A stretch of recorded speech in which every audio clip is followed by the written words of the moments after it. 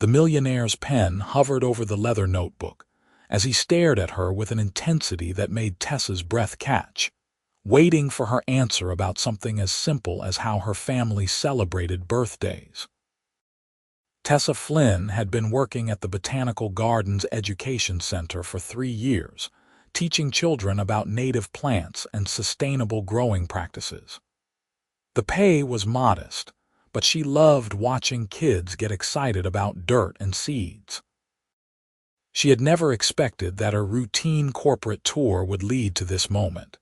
Sitting across from Zachary Kane in a coffee shop near the garden, watching him pull out an expensive pen and a leather-bound notebook like he was about to conduct a business meeting. But they were not discussing business. They were discussing her. It had started 2 weeks ago when his company, Kane Industries, had booked a private tour for their executive team. Tessa had been assigned as their guide, walking them through the greenhouse while explaining the garden's community outreach programs. Most of the executives had seemed bored, checking their phones and whispering to each other. But Zachary Kane, the founder and CEO, had asked question after question, genuinely interested in every detail about composting systems and rainwater collection. At the end of the tour, he had lingered behind while his team filtered out to their waiting cars. He was tall, probably 6'2", with dark hair that was professionally styled but slightly mussed, like he had been running his hands through it. His suit probably cost more than her monthly rent. Everything about him screamed wealth and power, but his eyes were warm when he looked at her. "This was the best part of my week," he had said simply. "Would you have coffee with me sometime? Not as a consultant or anything work-related, just coffee."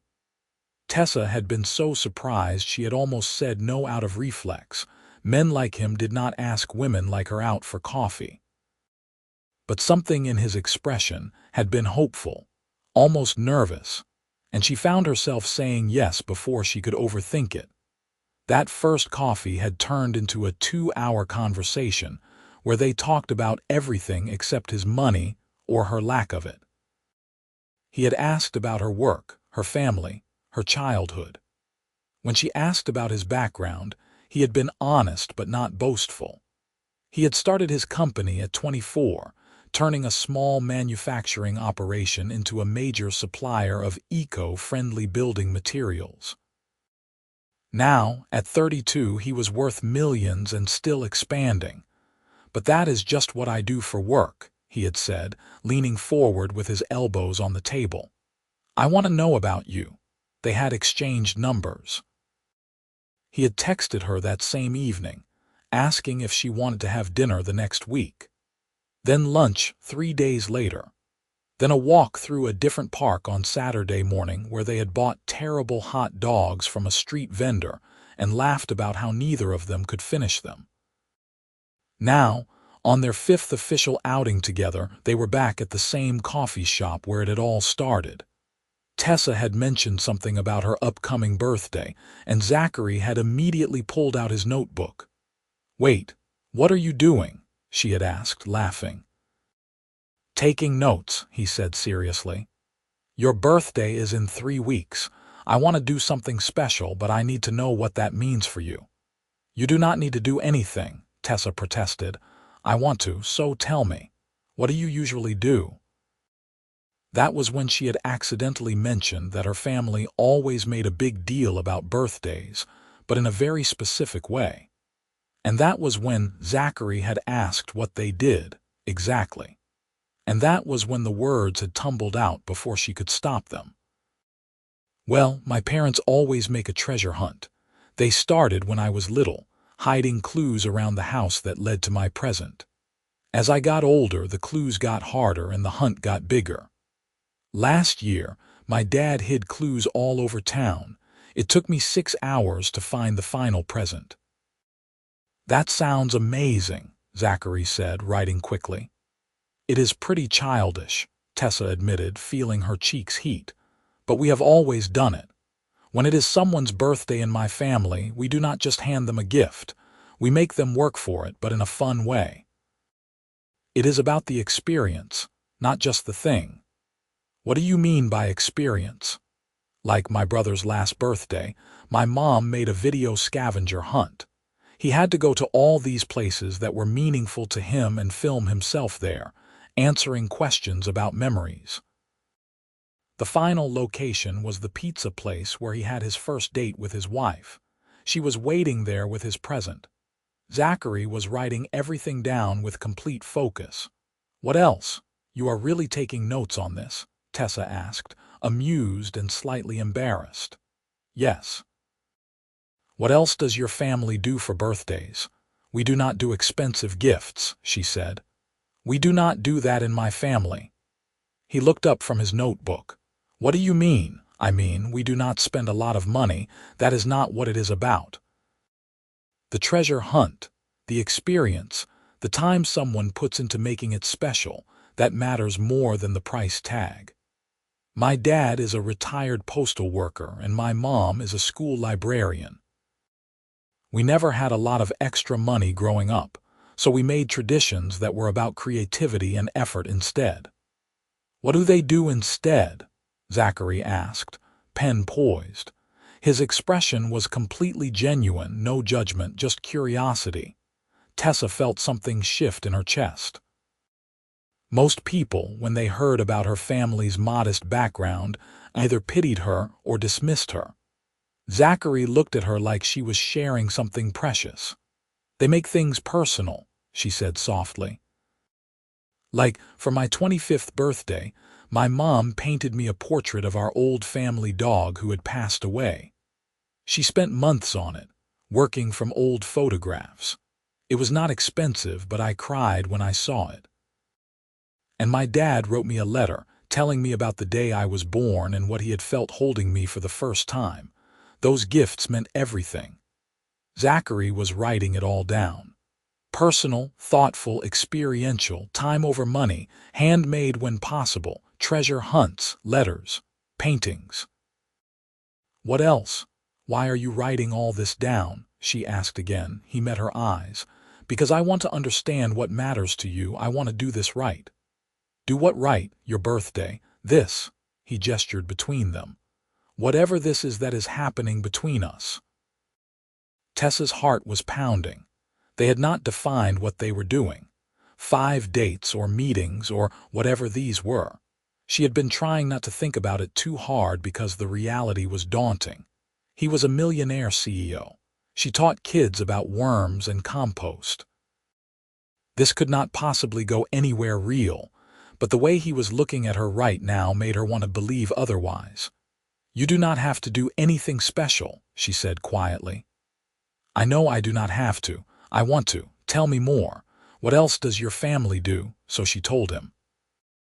She told him about how they always made homemade cakes, never store-bought, even if they turned out lopsided.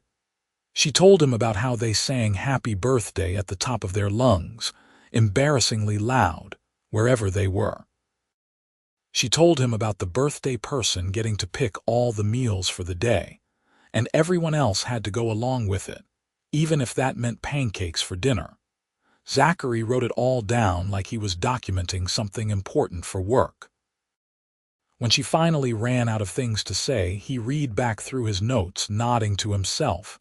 "Okay," he said. "I can work with this.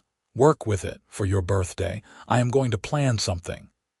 "Zachary, you really do not need to, Tessa," he interrupted gently. "I want to. Please let me." The way he said her name made her stomach flip. She nodded, not trusting her voice. They finished their coffee and Zachary walked her to her car, an old sedan that had been reliable but was definitely showing its age. He did not seem to notice or care. At her car door, he hesitated, then reached out and tucked a strand of her hair behind her ear. "I had a really good time today," he said.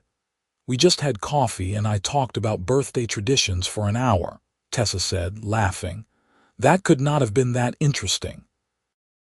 "It was the best hour of my week," he said seriously. Can I see you again? Maybe dinner tomorrow. You want to see me again tomorrow? We just spent 3 hours together. Is that a problem? He looked genuinely concerned. No, she said quickly. No, I would like that. His smile was bright and genuine, transforming his face from handsome to absolutely devastating. Good. I will text you.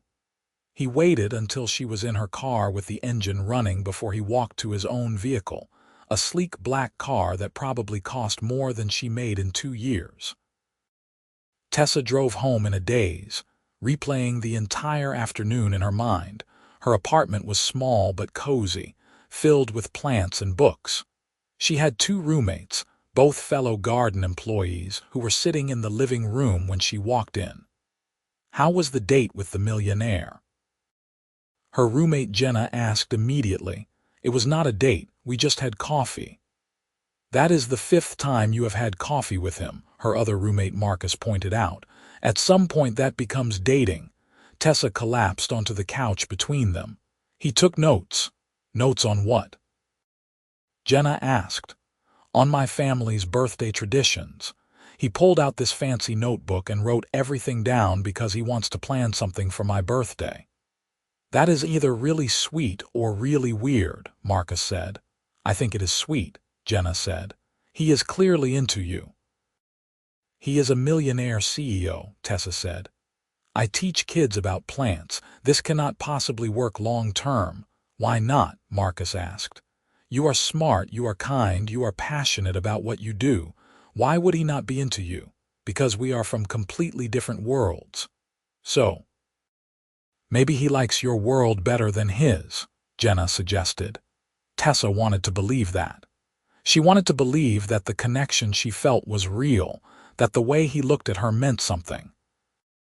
But she had been raised to be practical, and practically speaking, relationships between millionaires and botanical garden educators did not usually work out. Her phone buzzed with a text from Zachary. Thank you for today. I learned a lot. Dream about treasure hunts. She smiled despite herself and texted back. Thank you for listening.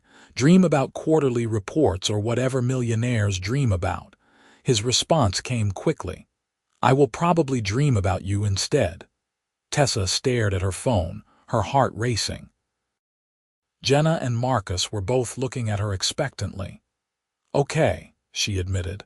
Maybe it is a little bit like dating. Over the next 2 weeks, it became a lot like dating. Zachary took her to dinner at a small Italian restaurant where they shared pasta and argued playfully about the best pizza toppings. They went to a pottery class where Zachary turned out to be terrible at throwing clay but laughed at himself easily. They visited a farmer's market on Sunday morning and Zachary bought ingredients for a meal he wanted to cook for her. You cook? Tessa had asked, surprised. I am not great at it, but I enjoy trying, he said. Will you let me make you dinner? She had expected him to invite her to some fancy penthouse apartment. Instead, he gave her an address to a normal-looking townhouse in a quiet neighborhood. When she arrived, slightly confused, he answered the door in jeans and a casual shirt, looking more relaxed than she had ever seen him.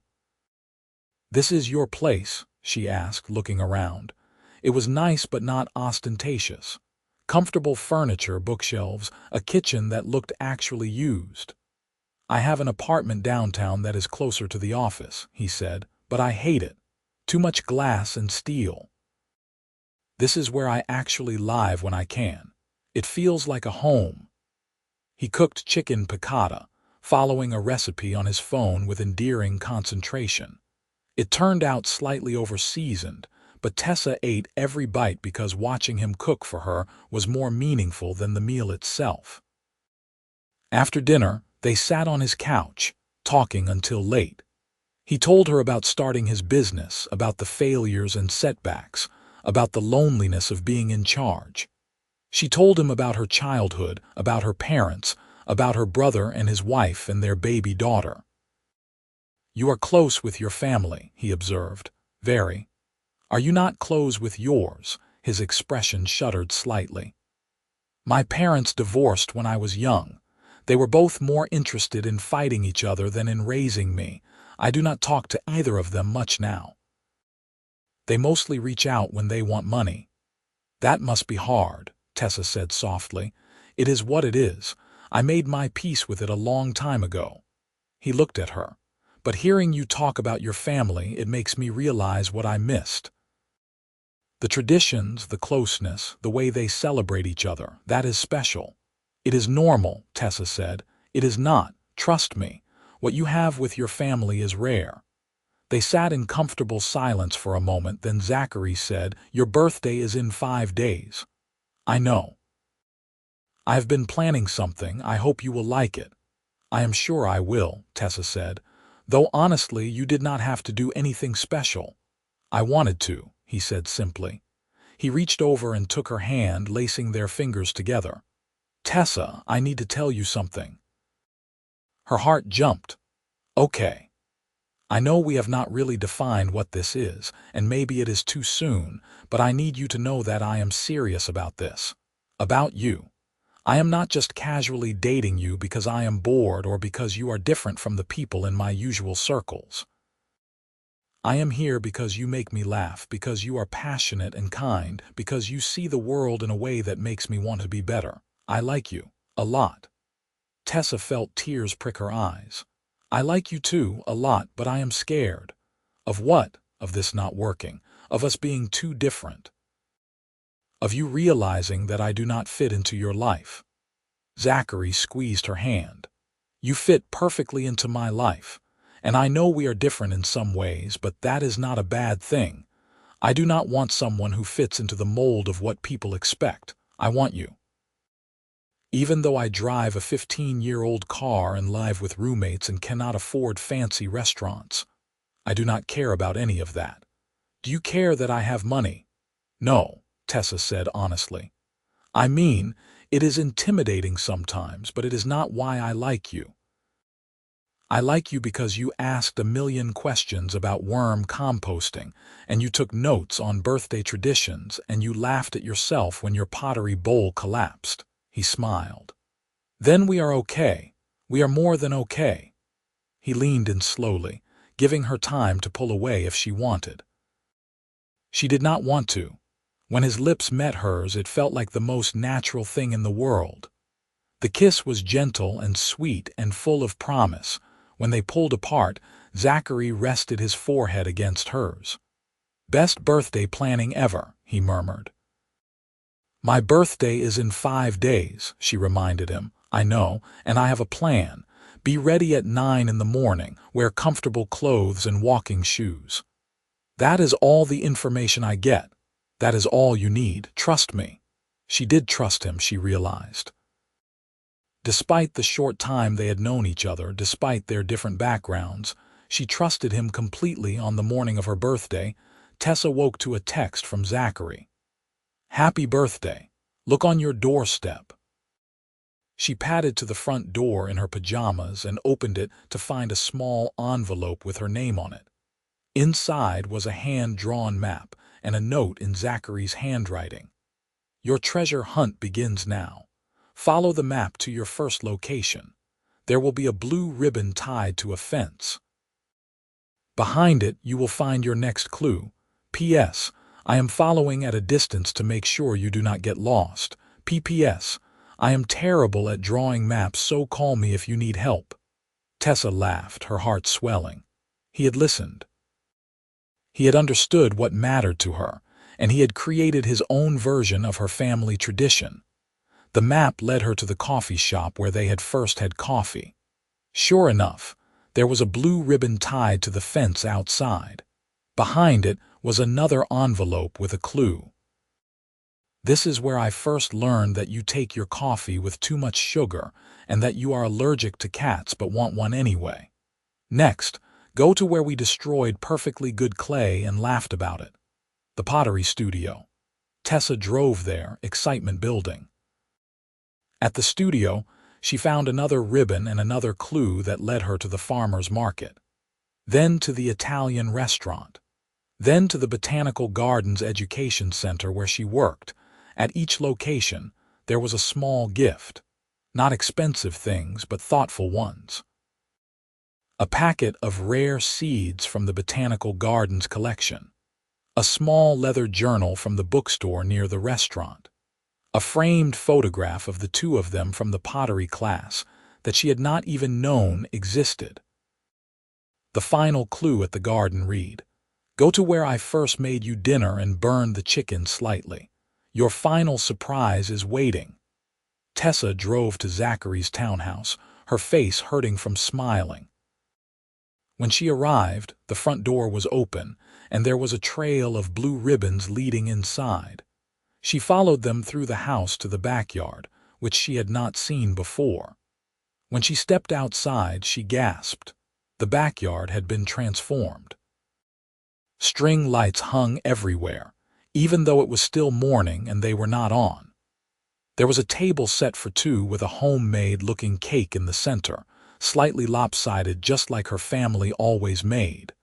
And Zachary was standing there with her entire family. Her parents, her brother, his wife, their baby. They were all there grinning at her. "Surprise!" they shouted in unison. Tessa started crying immediately. Her mom rushed forward to hug her. "Zachary called us 2 weeks ago," her mom said. "He explained what he wanted to do and asked if we wanted to be part of it. Of course we said yes." Tessa looked at Zachary, who was hanging back slightly, looking nervous. "You did all this. Your family did most of it," he said. "I just provided the location and the treasure hunt. Your mom made the cake. Your dad drew the real map because mine was terrible. Your brother helped set up the backyard. I wanted you to have your traditions and your family and something new all at once." She walked over to him and hugged him tightly. "This is the best birthday I have ever had." "Speech," her brother called out. "Birthday girl has to make a speech." "That is not a tradition," Tessa said, laughing through her tears. "It is now," her dad said. So Tessa stood in front of the people she loved most and tried to find words. "I do not really know what to say except thank you. Thank you for being here, for being my family, for always making birthdays special. And thank you, Zachary, for listening and for caring enough to understand what matters to me. This is perfect." They ate cake for breakfast, sang happy birthday embarrassingly loud just like always, and spent the morning talking and laughing. Tessa's mom pulled her aside at one point. "He is a good man," she said, nodding toward Zachary, who was currently being interrogated by Tessa's brother about his intentions. "I think so too," Tessa said. "He called me 3 times to make sure he got everything right," her mom continued. "He wanted to know your favorite kind of cake, your favorite color for the ribbons, everything. He really cares about you, honey. I really care about him too. Then do not let the money thing scare you off," her mom said wisely.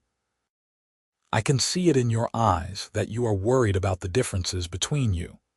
But that man looked at our family traditions, which are born out of not having much money, and he saw beauty in them.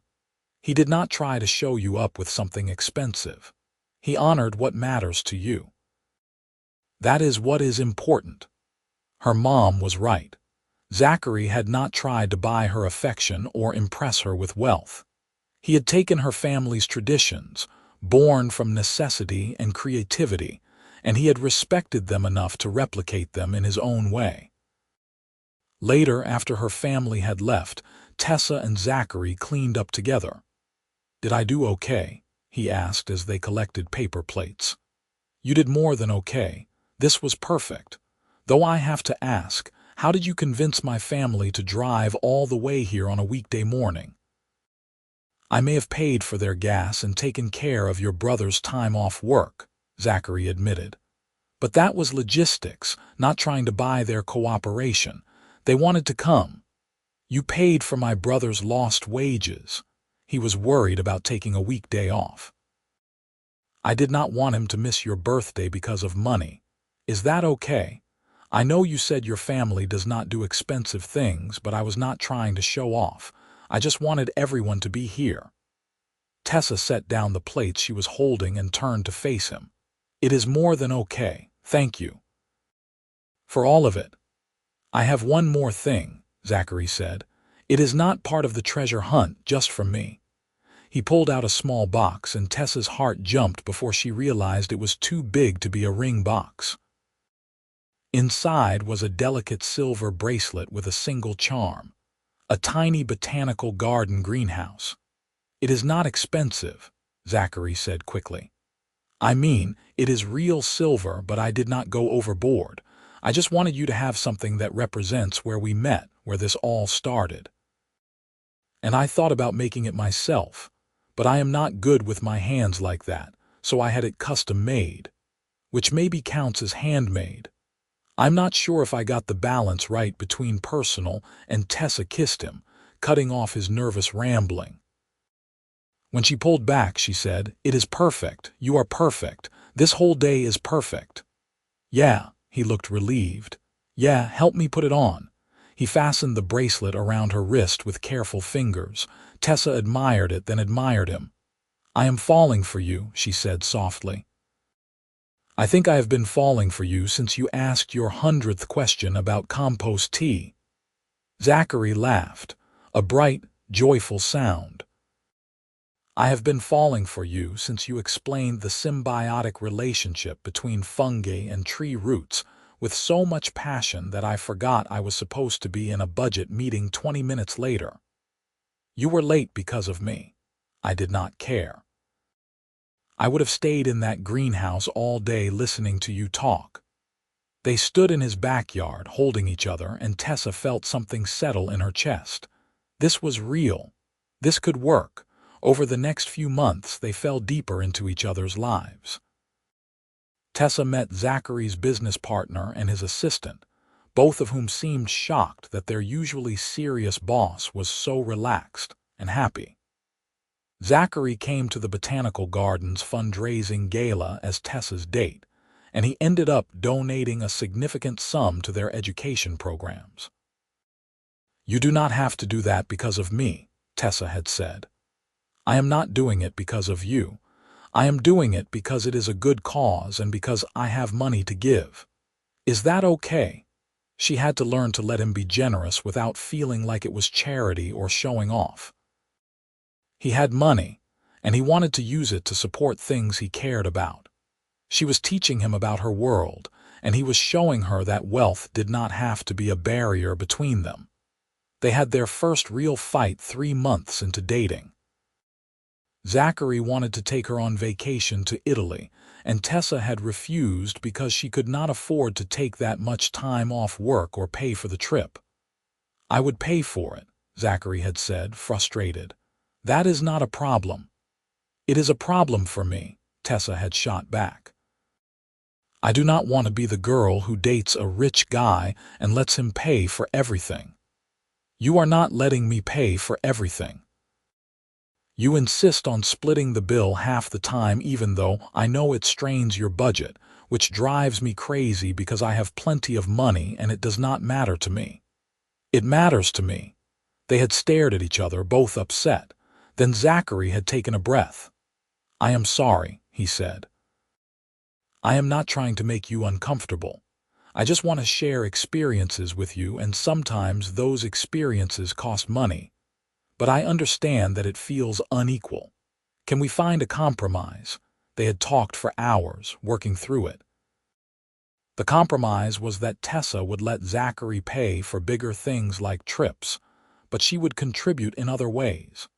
She would plan the itineraries, handle the logistics, and cook meals when they stayed in places with kitchens. It was not about money for money, but about both of them contributing to their relationship in ways that felt fair. They never made it to Italy that year because Tessa truly could not take that much time off work. Instead, they took a long weekend to a cabin in the mountains. Zachary paid for the cabin. Tessa planned every activity and cooked every meal. It was perfect. As their relationship deepened, Tessa found herself wanting more. She wanted to know if this was going somewhere permanent. They had been dating for almost a year, and she was completely in love with him. But Zachary had not said the actual words yet, and neither had she. On the anniversary of their first coffee date, Zachary took her back to the same coffee shop. They ordered the same drinks and sat at the same table. "1 year ago, I met someone who changed my life," Zachary said. "I know we have been together a year now, but I wanted to go back to the beginning and tell you something I should have said months ago." Tessa's heart was pounding. "I love you," Zachary said simply. "I am in love with you. I have been for a while now. You make me want to be better. You make me laugh. You make me think about things differently. You are the best part of every day. I love you, Tessa." Tears were streaming down her face. "I love you too. I have been wanting to say it for months, but I was scared." "Of what?" "That it was too soon, that you would not feel the same, that I was just some phase you were going through before you found someone more suitable." Zachary reached across the table and took both her hands. "You are not a phase. You are my future if you will have me. I know we come from different backgrounds, and I know my money makes things complicated sometimes, but I do not want anyone else. I want you, just you, always you." "Always me," Tessa repeated, smiling through her tears. "I want that too." They kissed right there in the coffee shop, not caring who saw. When they broke apart, Zachary was grinning. "I have something to show you," he said. "Will you come with me?" They drove to a part of town Tessa did not recognize. Zachary pulled up in front of a beautiful old house with a large yard. It looked like it needed work, but the bones were good. "What is this?" Tessa asked. "I bought it 3 months ago," Zachary said. "I have been renovating it. I wanted to wait until it was done to show you, but I cannot wait anymore. Come inside." He led her through the house, pointing out the updates he had made: new kitchen, refinished floors, updated bathrooms. But he had kept the original character, the crown molding, the built-in bookshelves, the fireplace. "It is beautiful," Tessa said. "But why are you showing me?" Zachary stopped in what looked like a sunroom at the back of the house. "Look out there." Tessa looked through the windows at the backyard. It was huge, and someone had already started preparing garden beds. "I do not understand," she said. "I bought this house for us," Zachary said. "I know we have not talked about moving in together officially, and I am not trying to pressure you. But I wanted you to know that I am serious about this, about us. I had the garden beds built because I thought you might want to grow things here. There is enough space for vegetables and herbs and maybe a small greenhouse. I had the basement set up as a workshop in case you wanted to do seed starting or propagation projects, and that room off the kitchen could be an office for you." Tessa was crying again. "You bought a house with a garden for me. I bought a house where I could imagine us building a life together. The garden is just one part of it. I wanted to create a home, a real home, the kind I never had growing up, the kind you told me about when you talked about your family. I want that with you." "I want that too," Tessa whispered. "So you will think about moving in, not today, but eventually." "When you are ready." "Yes. Yes, I will more than think about it. I want to live here with you. I want to plant gardens and make it a home. I want all of it." Zachary pulled her close, holding her tight. "I love you so much. I love you too." They moved in together 3 months later. Tessa's roommates threw her a going-away party, though Jenna and Marcus were both thrilled for her. Tessa brought her plants and books and the small mementos that mattered to her. Zachary made space for all of it, never once suggesting she get rid of anything. The house became theirs. They planted the gardens together, with Tessa teaching Zachary about soil, pH, and companion planting. They cooked meals in the kitchen, getting better at working together without getting in each other's way. They hosted Tessa's family for holidays, and her mom loved the house almost as much as Tessa did. One evening, about 6 months after they had moved in, they were working in the garden together. Tessa was pruning tomatoes while Zachary was attempting to weed without pulling up the carrots. I am definitely pulling up carrots, Zachary said. Probably, Tessa agreed, laughing. Hey, Tess. Yeah, come here for a second. She walked over to where he was kneeling in the dirt. He looked nervous and her heart started to race. I have been carrying this around for 2 weeks, waiting for the right moment, Zachary said. I thought about doing something elaborate, maybe another treasure hunt or a big romantic dinner. But then I realized the right moment is right here, in the garden we planted together at the house we made into a home. He pulled a small box from his pocket. When he opened it, there was a ring inside. Simple, elegant, perfect. Tessa Flynn, you have taught me what it means to have a family, to have a home, to build something real. You have shown me that the best things in life are not things you can buy, but experiences you share with people you love. I want to share every experience with you for the rest of my life. Will you marry me? Tessa dropped to her knees in the dirt beside him, not caring about the mud. Yes. Yes, of course yes. He slipped the ring onto her finger with shaking hands, then kissed her deeply. When they broke apart, they were both covered in dirt and both incredibly happy. We should probably go wash our hands before we hug, Tessa said, laughing. Worth it, Zachary said. They planned a wedding that was pure them. Not too big, not too expensive, but personal and meaningful. They got married in the backyard of their home, surrounded by the gardens they had grown together. Tessa's dad walked her down an aisle made of flower petals. Her mom cried through the entire ceremony. Zachary's business partner was his best man, and he gave a speech about how he had never seen Zachary so happy. In his vows, Zachary talked about the day he met Tessa, how she had been explaining root systems with such passion that he had fallen a little bit in love right then. He talked about learning from her, about building a life with her, about wanting to spend every day making her as happy as she made him. In her vows, Tessa talked about how Zachary had listened to her, really listened, from the very beginning. How he had taken her family's traditions and honored them. How he had shown her that love was not about grand gestures but about paying attention to what mattered. You wrote down my traditions, Tessa said, her voice thick with emotion. You asked what my family did, and you wrote it all down like it was important.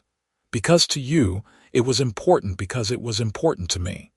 That is when I knew. That is when I knew you were someone I could build a life with. There was not a dry eye in the audience. After they were pronounced husband and wife, they walked back down the aisle together, and Tessa's family burst into an embarrassingly loud rendition of a celebration song, just like they always did. Zachary joined in, not caring how off-key he was. The reception was in the same backyard, with food trucks and string lights and a playlist that Tessa and Zachary had made together. They danced until their feet hurt, laughed until their faces ached, and felt surrounded by love. Late in the evening, as they were slow dancing under the lights, Zachary said, "Thank you. For what? For taking a chance on me. For teaching me what a real family looks like. For loving me." "Thank you for writing it all down," Tessa said. "For caring enough to understand." "I will always care enough to understand. That is what you do when you love someone." They spent their honeymoon at the cabin in the mountains, the same one they had visited early in their relationship. They hiked and cooked and spent mornings in bed talking about everything and nothing. It was simple and perfect. When they returned home, they settled into married life easily. They were a team in everything. When Zachary had a stressful week at work, Tessa would make his favorite meals and listen to him process his frustrations. When Tessa was overwhelmed with a new program at the botanical garden, Zachary would help her organize her thoughts and offer suggestions without trying to take over. A year into their marriage, they started talking about kids. Tessa wanted them. Zachary was terrified. "What if I am a terrible father?" he asked one night. "I did not have good examples growing up. What if I mess it up?" You will not mess it up, Tessa said firmly. You are kind and patient and loving. Look at how you are with my niece. You are already so good with kids. Playing with my niece-in-law for an afternoon is different from raising a child. I know, but we will figure it out together, just like we have figured out everything else. They tried for several months before Tessa got pregnant. When she told Zachary, he cried. Then he immediately pulled out his phone and started making notes. "What are you doing?" Tessa asked, laughing. "Taking notes. I need to learn everything about pregnancy and babies. I need to read books. I need to talk to your parents. I need to make sure I am ready." "You have 9 months to prepare," Tessa said gently. "But I love that you are taking notes." "It worked the first time," Zachary said, grinning.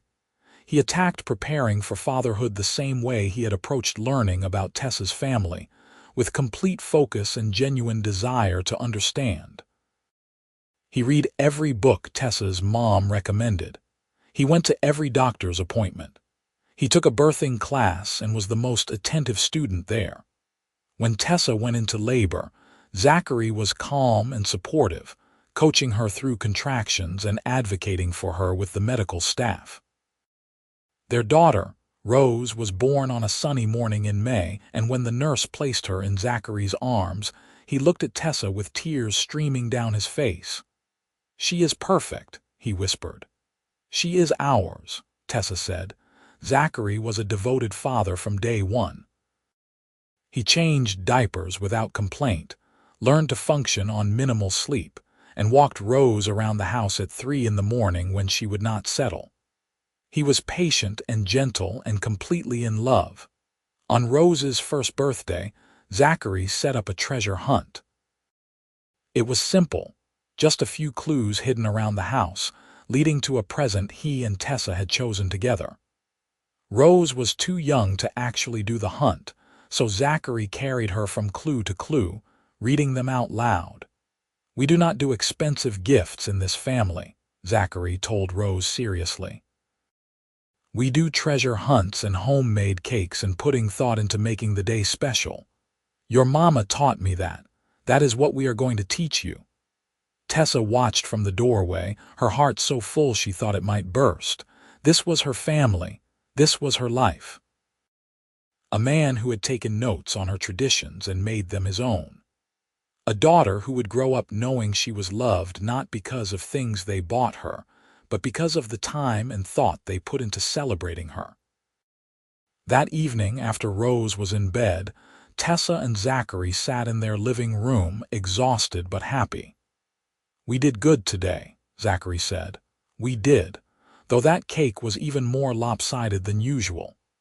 It is tradition at this point. If the cake is not lopsided, is it even a birthday?" Tessa laughed. "Fair point. Thank you for the treasure hunt. I know she did not really understand it, but I loved it." "We will do it every year," Zachary said. "And when she is old enough, she can actually follow the clues. And when she has siblings, we will do treasure hunts for all of them." "Siblings?" Tessa asked, raising an eyebrow. "If you want more kids, I would love more kids. I love our family. I love this life we have built. I love it too, and I love you." "I love you more," Zachary said. "Not possible." They fell asleep on the couch together, comfortable and content. In the morning, they would wake to their daughter's cries and start another day of the beautiful, messy, wonderful life they had created together. But for now, they rested in the knowledge that they had found what mattered. Each other, their family, a home full of love and lopsided cakes and traditions that cost nothing but meant everything. 2 years later, they had a son, Jack. Zachary did another treasure hunt from the hospital, with clues he had pre-planted leading Tessa's parents to the hospital room. Rose, now 3, loved being a big sister, and she took her role very seriously. As the kids grew, the traditions continued and evolved. Treasure hunts became more elaborate as Rose got older and started planning them for other family members. They still made lopsided homemade cakes. They still sang happy birthday too loudly. They added new traditions too: camping trips in the summer, volunteering at the botanical garden as a family, Sunday dinners where everyone helped cook. Zachary's business continued to grow, and he became wealthier than ever. But their lifestyle did not change dramatically. They lived in the same house. They focused on experiences over things. They taught their children that wealth was a responsibility, not just a privilege, and that the most important things in life could not be bought. On their 10th wedding anniversary, Zachary gave Tessa a leather-bound journal. Inside, on the first page, were the notes he had taken all those years ago at the coffee shop.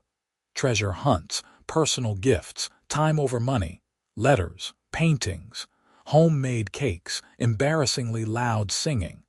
Below it, he had added more notes over the years: teaching Rose to garden, Jack's first laugh, Sunday dinners, camping in the rain and laughing about it, building a life that is rich in all the ways that matter. "You kept adding to it," Tessa said, tears in her eyes. "I never stopped taking notes on what makes you happy," Zachary said, "on what makes us happy. This journal is our family story, written in all the little moments that mattered."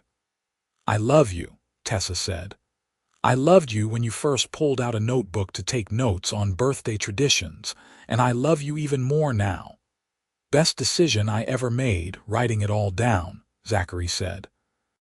"Second best was convincing you to give me a chance."